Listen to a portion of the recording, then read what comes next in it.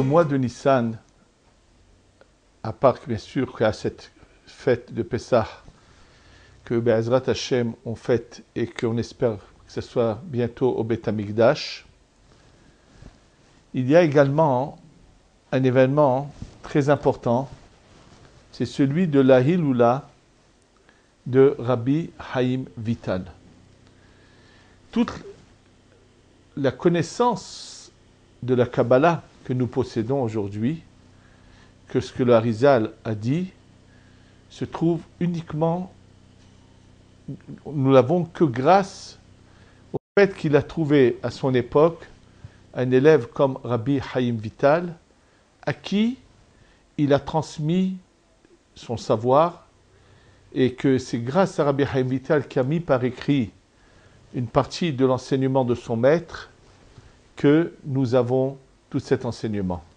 Et on va voir le lien profond qu'il y a entre Rabbi Chaim Vital et la fête de Pessah. D'abord, ce qu'il faut savoir, que on étudie ensemble Rabbi Chaim Vital avec le Harizal que pendant 1 an et 10 mois. Et le Hida dit, comment est-il possible qu'en 1 an et 10 mois, le Harizal ait pu donner tant d'enseignements à Rabbi Chaim Vital. Sachez que les écrits du Harizal, une vie entière ne suffit pas à commencer à comprendre la profondeur. Et donc, comment ça se fait qu'en 1 an et 10 mois? Et nous dit le Hida que dès que le Harizal a décidé d'enseigner à Rabbi Chaim Vital, et je vous raconterai à la suite de quoi, il l'emmène à Tveria, au lac, la Kinneret, ce lac qui a une sainteté particulière. C'est pas par hasard qu'il s'appelle Kinneret. Dans le mot Kinneret, il y a Kinnor, le violon de David, Kinnor David, la Kinneret, a une lumière de la Malchut, du monde d'Atsilut, qui règne dans ce lac, qui a une particularité. Et lorsque le peuple d'Israël, après le désert des 40 ans, rentre en Israël, cette source d'eau miraculeuse qui les accompagnait tout le long du chemin grâce à Myriam, quand cette source d'eau va disparaître, eh ben, elle va aller se mettre dans la Kinneret.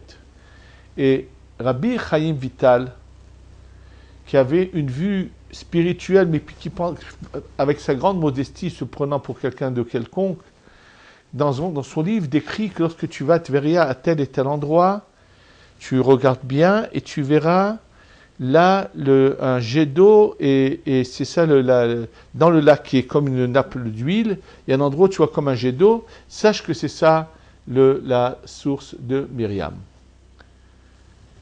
Bien sûr, à part lui, qui le voyait, et le Harizal qui ensuite l'a emmené, ils ont pris une embarcation, ils sont arrivés à côté, et le Harizal qui a rempli un verre, lui a donné à boire, et il dit, le Hida, c'est grâce au fait qu'il a bu de cette eau de la source de Myriam, qu'il a pu, en 1 an et 10 mois, bien sûr, pouvoir emmagasiner en lui tout ce savoir extraordinaire, cette connaissance de lumière, de l'âme de la Torah en lui.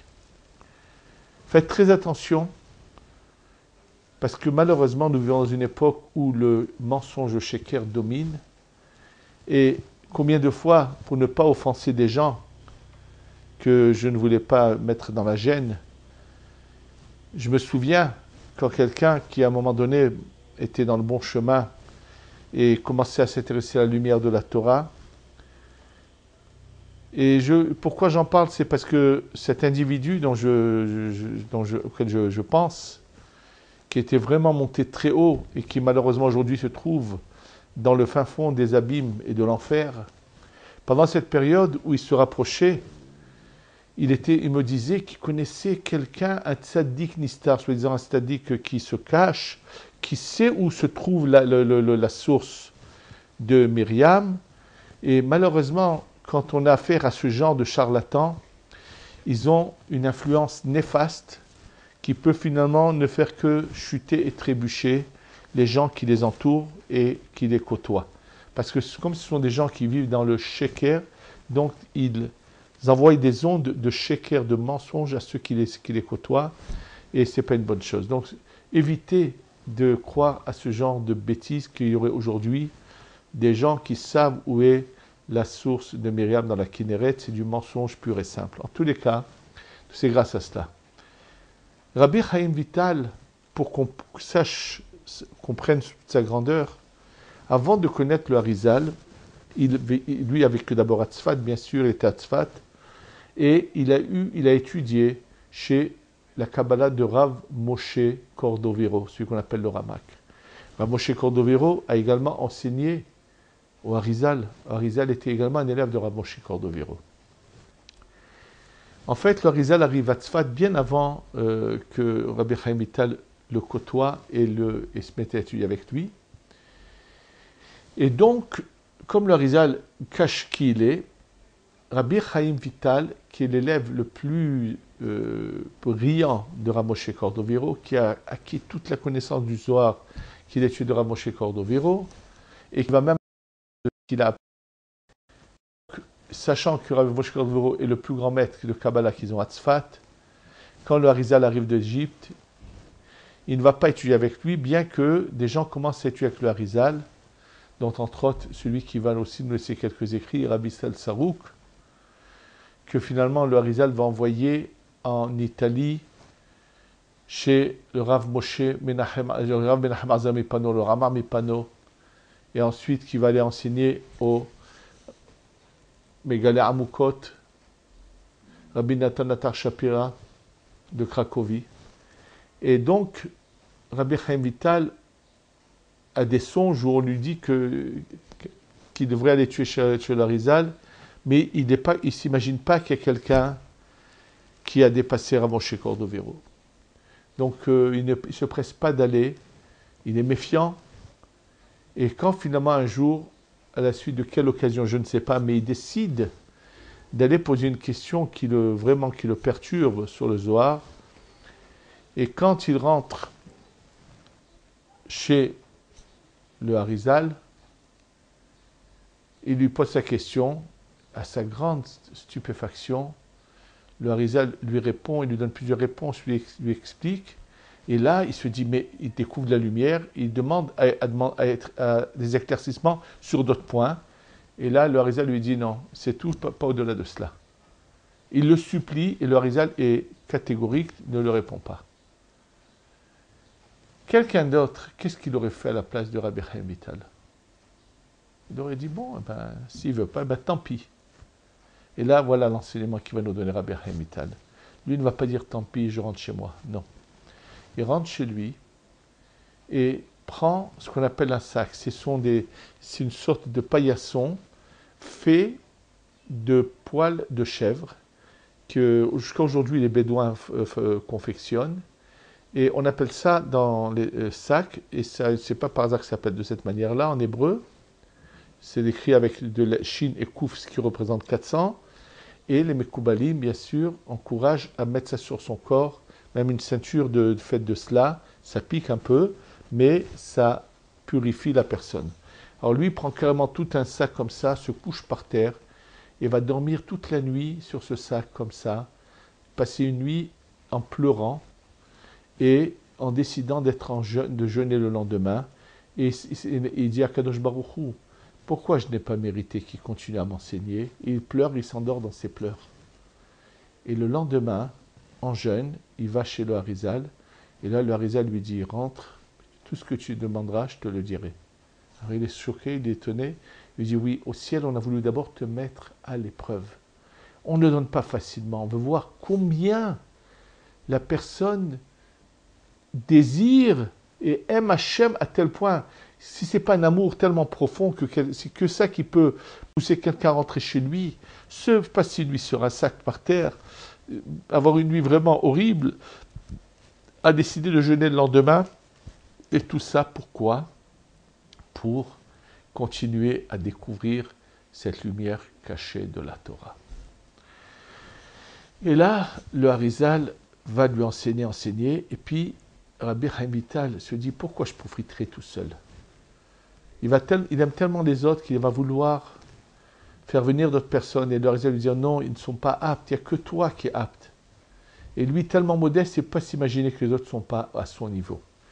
Et le Harizal, finalement, pour le convaincre d'accepter d'être seul à écouter l'enseignement du Harizal, de ne pas emmener les autres, va commencer à lui faire des révélations. Et dans ces révélations, il lui explique que c'est vrai que dans ce monde, nous n'avons pas des ailes.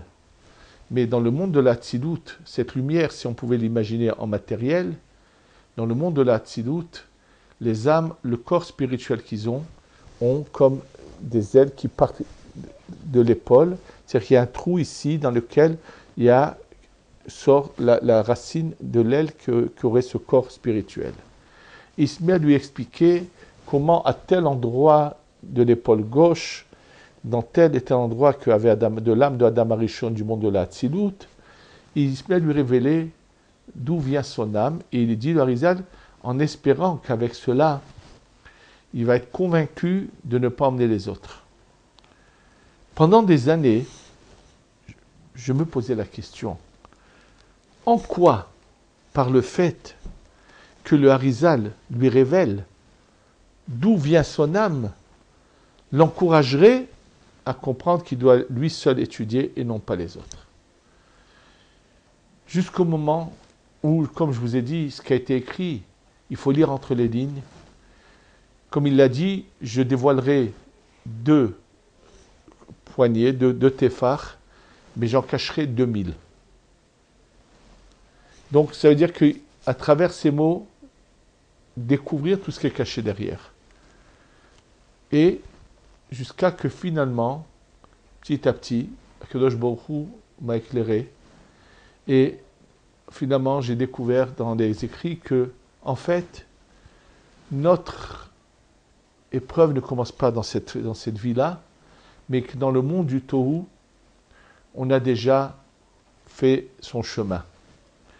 Et ce qu'il en ressort, c'est qu'il y a 2 sources d'âme qui étaient dans Adam Arishon, une au niveau du Da'at et une à ce niveau-là dont je vous parle de l'épaule gauche, qui sont des âmes qui ont réussi à aller très haut et très loin. Et d'ailleurs, il va lui donner les noms des autres personnages de l'histoire qui sont voisins et presque frères avec lui dans cette source d'âme. Et bien sûr, ce sont des grands du Talmud, de la Gemara, de la Mishnah, de la Gemara.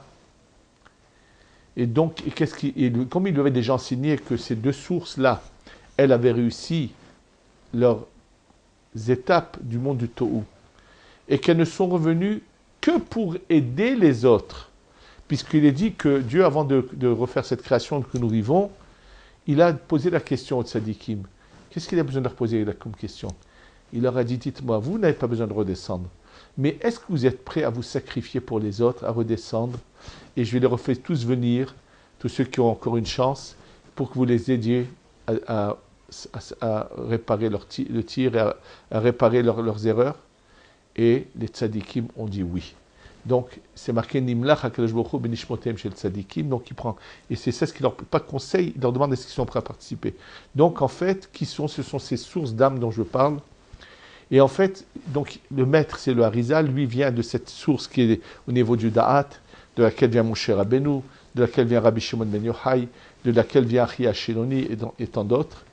Et Rabbi Chaim Vital vient de l'autre côté. Bien sûr, ils vont revenir plus tard.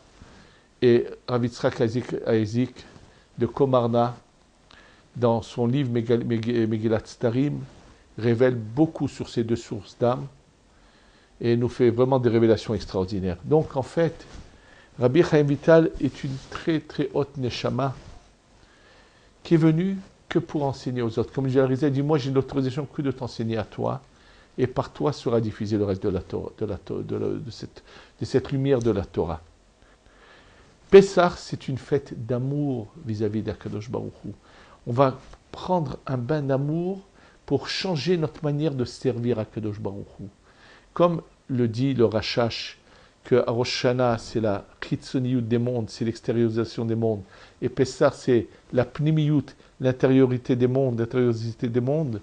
Et dans d'autres termes, Rabbi Pinchas Mekouris dit à Rosh Hashanah, on est jugé sur nos corps, à Pessah sur notre âme. En fait, Pessah, c'est la libération de notre âme. Il faut qu'on arrive à commencer une histoire d'amour entre nous et Akadosh Baruch Hu. Un amour total, comme j'ai expliqué dans d'autres cours, où je vous disais pourquoi on disait Shirachirim. Et Rabbi Chaim Vital, qui était le symbole de cette lumière, de cette grandeur, de cet amour d'Akadosh Baruch Hu, c'est pas par hasard qu'il va partir de ce monde le 30 Nissan. Cette année, le 30 Nissan, c'est c'est Rosh Chodeshiyar, c'est le dimanche 22 avril. Et Be'ezrat Hashem, nous allons faire la Hiloula de Rabbi Chaim Vital. Et cette année, on va de nouveau pouvoir la faire dans une salle en plus grand, grâce à des gens de grand cœur qui nous ont aidés il y a presque un an à faire remonter un peu le kollel qui était arrivé à son minimum et qui a pu commencer à grandir et à revivre. Donc on va le faire de nouveau en grand, Be'ezrat Hashem.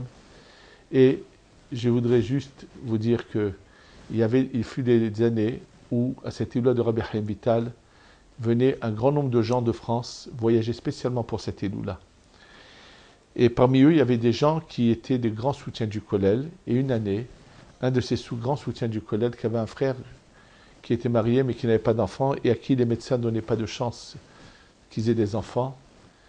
Et ça m'est sorti de la bouche. J'avais dit, cette Hiloula soit pour que telle personne ait un enfant. Sachez qu'immédiatement après Hiloula, sa femme est tombée en grossesse. Et aujourd'hui, cet enfant, elle a, je crois, 12 ou 13 ans. Donc ça fait après 14 ans de cela. Et cette même année, et c'est le seul enfant qu'ils ont eu d'ailleurs, qui a été grâce à ce sadique Rabbi Chaim Vital. Be'ezrat Hashem, quand on va fêter nous, sur l'enseignement qu'on essaie de vivre tous les jours, d'apprendre de lui tous les jours, de ses écrits merveilleux qui nous a révélé les paroles du Harizal. Donc comme chaque année, Be'ezrat Hashem, on va faire cette fois une Serouda. Ce jour-là, je vais également, cette Serouda, dire à tout l'ensemble de réciter Nishmat Kol Hay pour remercier Akadosh Baruch Hu déjà que le col a pu remonter. Et c'est toujours les choses extraordinaires qui se passent au mois de Nissan, qui est le mois de la délivrance bien sûr, mais je sens toujours que Rabbi Chaim Vital, dont le kollel porte son nom, nous accompagne et fait de tout là-haut pour qu'on continue. Donc bien sûr qu'on va dire Nishmat Kol pour remercier, ce sera l'occasion que tous ceux qui voudront remercier Akadosh Baruch Hu nous demandent de le faire pour eux, et tous ceux qui voudront qu'on allume une bougie pour le Rabbi Chaim Vital, qui sont donc à l'étranger, n'ont qu'à nous communiquer et feront un don pour cette Hiloula. Et ceux qui en Eretz Israël voudraient venir y participer n'ont qu'à contacter le bureau pour réserver leur place et donner leur participation à la Hiloula. Bien sûr, pourront venir, mais qu'on le sache à temps pour commander en fonction du nombre de personnes. Mais que de nouveau, je souhaite que le Zechut de Rabbi Chaim Vital soit une protection pour tout l'âme Israël. Amen. Et surtout pour ceux qui l'honorent et qui étudient ces paroles, dont on fait partie, en particulier, et qu'on soit zoré bientôt à la Géoula Shlema, et qu'on sache surtout apprendre de son chemin d'amour d'Hachem, et qu'Hachem nous comble de toutes ces brachot. Amen. Ve Amen.